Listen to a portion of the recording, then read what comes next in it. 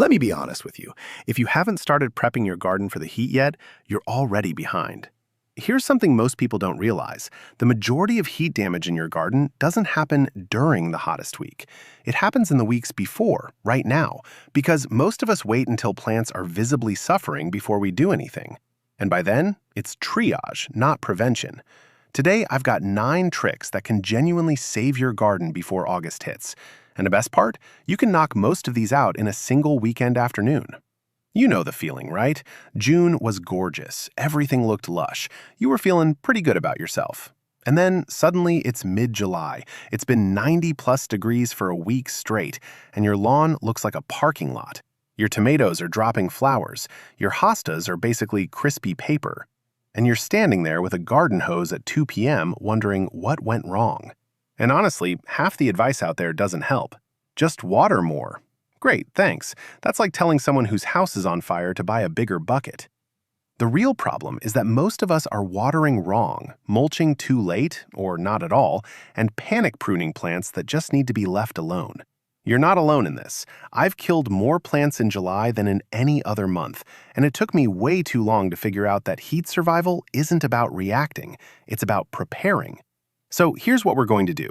I'm going to walk you through 9 specific tricks, each one framed around a mistake most people make and what to do instead.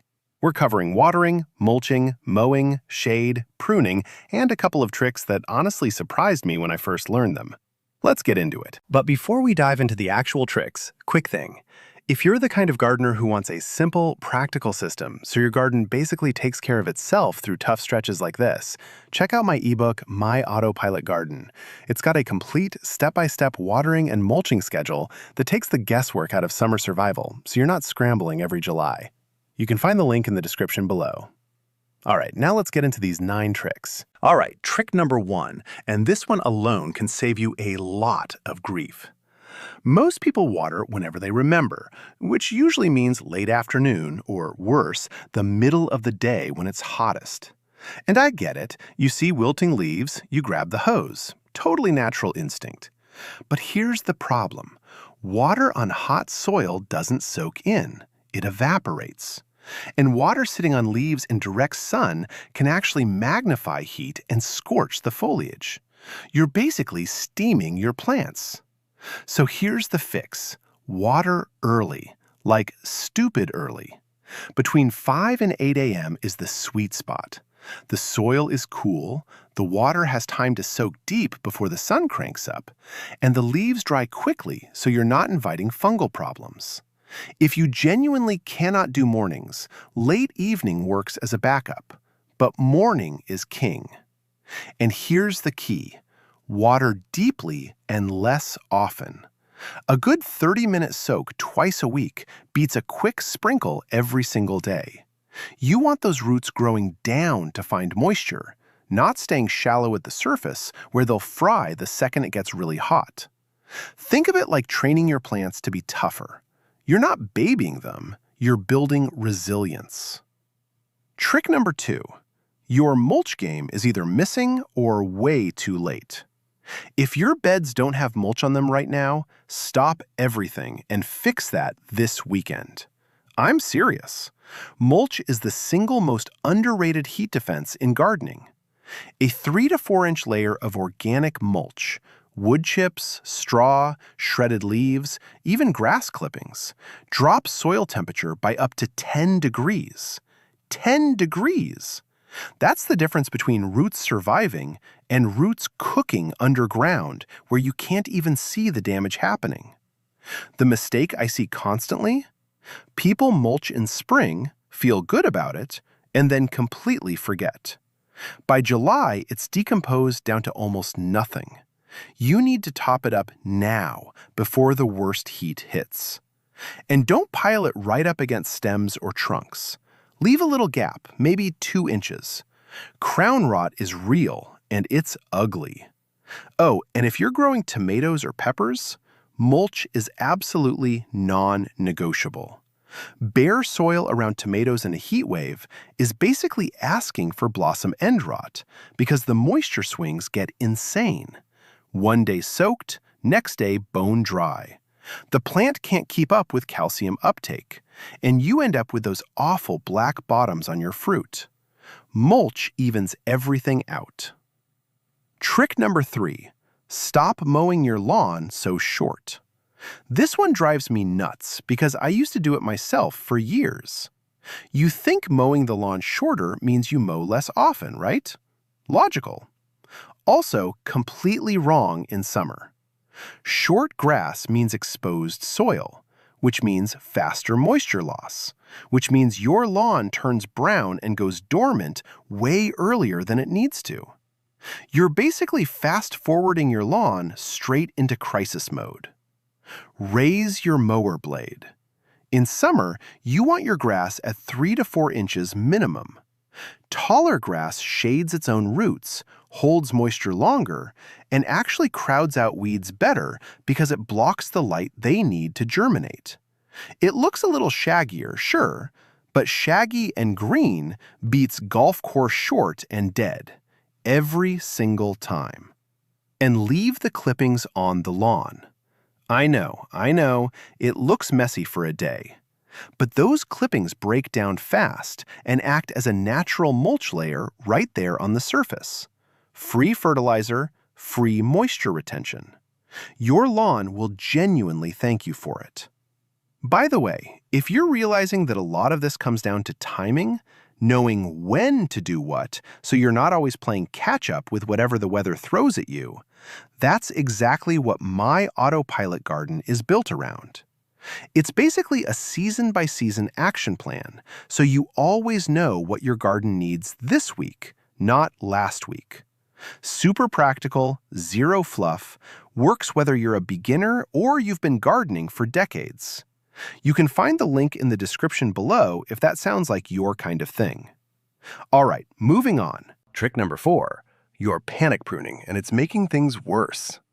When plants start looking rough in the heat, crispy leaf edges, drooping stems, brown tips, the instinct is to grab the shears and clean them up. Please don't. I'm genuinely begging you here. Pruning in a heat wave is one of the worst things you can do to a stressed plant. Every cut is an open wound, and open wounds need energy to heal, energy that your plant is currently using just to survive. On top of that, those leaves, even the ugly ones, are still providing shade to lower branches and roots. You remove them, and suddenly the interior of the plant is exposed to full blaze. It's like taking the roof off a house during a hailstorm. You just made everything worse while trying to help. Now, if something is actually dead, completely brown, snapping off, clearly done, yeah, remove it. Dead material can harbor disease, and there's no saving it anyway. But anything that's just wilting or looking sad, leave it alone. It'll bounce back in September looking way better than you expect. I've had perennials that looked absolutely hopeless in late July come back so strong in fall that I almost didn't recognize them. Trick number 5, the shade hack most people never even think about. Here's one that changed my whole approach to heat waves: temporary shade structures. And I don't mean building a pergola or spending a fortune. I mean a $15 shade cloth from any garden center or online, draped over a couple of stakes or even an old tomato cage. 30% shade cloth lets enough light through for photosynthesis, but cuts the heat stress dramatically. It's like sunscreen for your plants. I use this over my lettuce, my spinach, and young transplants that haven't fully established yet. Without it, lettuce bolts in about 3 days of serious heat. With it, I get an extra 2 to 3 weeks of harvest. That's huge when you're actually trying to eat from your garden all summer. And you don't even need to buy anything special. Old bed sheets work. Umbrellas stuck into pots work. Even strategically placed tall plants can do the job. Sunflowers, corn, or tall tomato plants can shade smaller crops on their south side. It's companion planting, but for sun protection instead of pest control. Think of it as building a little microclimate right there in your own garden. Trick number 6, group your pots together. If you have container plants, and a lot of us do, especially on patios and balconies, Here's a trick that takes literally zero effort. Push them together. That's it. Clustered pots create their own little humid microclimate. The leaves shade each other's pots. The transpiration from one plant humidifies the air around its neighbor. And the soil in each pot stays cooler because it's not baking in full sun on all sides. Isolated pots on a south-facing patio in 95-degree heat, they can hit internal soil temperatures of 120, 130 degrees. That kills roots. Cluster them, move them slightly out of the afternoon blast if you can, and put saucers underneath to catch runoff. They'll reabsorb that water from below, which is actually better for the roots anyway. Trick number 7. Water the soil, not the plant. This sounds obvious, but watch anyone water their garden, and you'll see them spraying the leaves, the flowers, the whole plant like it's a car wash. In summer, this is a recipe for disaster. Water on leaves in sun equals scorch marks. Water on leaves at night equals a fungal party. Neither is what you want. Direct your water at the base of the plant, at the soil, where the roots actually are. Soaker hoses and drip irrigation are amazing for this if you want to set it and forget it.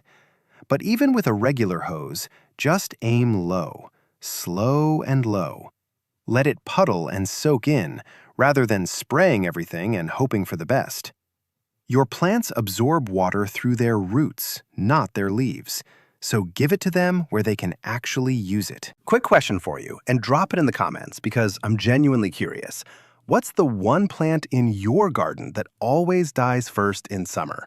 For me, it's hydrangeas. Every single year, I think, okay, this is the year I'll finally keep them happy. And every single year, they humble me by mid-July. Droopy, dramatic, absolutely offended by the heat. I'd love to know I'm not alone here. Trick number 8. Stop fertilizing in peak heat. This one surprises people. You see your garden struggling, you think it must need food, right? More nutrients, more strength? Nope. Fertilizing during a heat wave is like giving someone a heavy meal in the middle of a marathon. The plant has to expend energy processing those nutrients when it can barely keep up with water demand as it is. Especially nitrogen-heavy fertilizers. They push leafy growth, and new growth is the most vulnerable to heat stress. You're basically forcing your plant to produce tissue it cannot sustain in those conditions. Wait until temperatures drop back to reasonable levels, late August or early September, and then feed.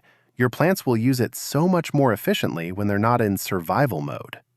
One exception worth mentioning. Liquid seaweed extract or a very dilute kelp solution can actually help with heat stress. It's not a fertilizer in the traditional sense. It's more of a stress tonic. It helps with cell wall strength, which makes plants more resilient to extreme temperatures. I've had genuinely good results using it on tomatoes and peppers specifically, just a light foliar spray in the early morning when it's still cool. Trick number 9, the last one, and it might be the most important mindset shift of all. When your lawn goes brown in a heat wave, it's probably not dead. It's dormant. Grass is incredibly resilient. It shuts down above ground to protect the crown and roots below, and when the rain comes back, it greens up again. I've seen lawns that looked absolutely apocalyptic in August come back lush and full by mid-September. It's genuinely impressive once you stop panicking about it. The worst thing you can do is keep hammering a dormant lawn with water and fertilizer, trying to force it green. You'll exhaust it. Let it sleep. If you absolutely can't stand the look, water it lightly once every 2 weeks, just enough to keep the crowns alive, not enough to wake it up fully. But you need to pick a lane, fully watered and green all summer, or dormant and brown until the heat breaks.